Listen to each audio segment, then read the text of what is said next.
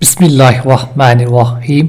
हुज़ूर अक़दस सल्लल्लाहु अलैहि वआलिहि वसल्लम का अरशाद है कि जब नमाज का वक़्त आता है तो एक फ़रिश्ता ऐलान करता है, ए आदम की औलाद, उठो और जहन्नम की उस आग से जिसे तुमने गुनाहों की बदौलत अपने ऊपर जलाना शुरू कर दिया है, बुझाओ।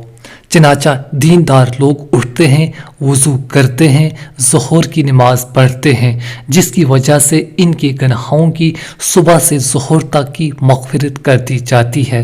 इसी तरह फिर असर के वक़्त, फिर मग़रिब के वक़्त, फिर ईशा के वक़्त, गर्ज़ हर नमाज के वक़्त यही सूरत होती है।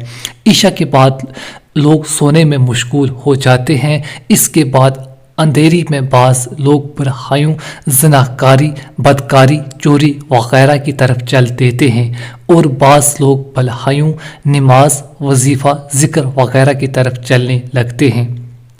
हदीस की किताबों में बहुत कसरत से ये मज़मून आया है कि अल्लाह जल्ल शानो अपने लुत्फ़ से नमाज की बदौलत गुनाहों को माफ़ फरमाते हैं, और नमाज में चूँकि इस्तिग़फ़ार खुद मौजूद है जैसा कि ऊपर गुज़रा, इसलिए सगीरा और कबीरा हर किस्म के गुनाह इसमें दाखिल हो जाते हैं, बशर्ते दिल से गुनाहों पर नदामत हो। खुद हक़ ताला शाना का अरशाद है, जैसा कि हदीस नंबर 3 में गुज़रा है।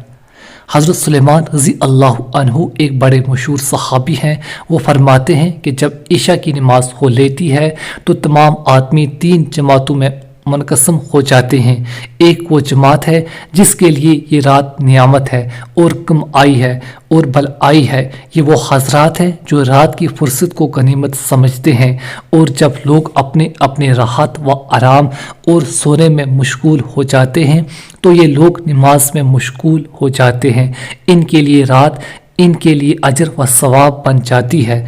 दूसरी वो जमात है जिसके लिए रात वबाल है, आज़ाब है। ये वो जमात है जो रात की तन्हाई और फुर्सत को गनीमत समझती है और गुनाहों में मशगूल हो जाती है।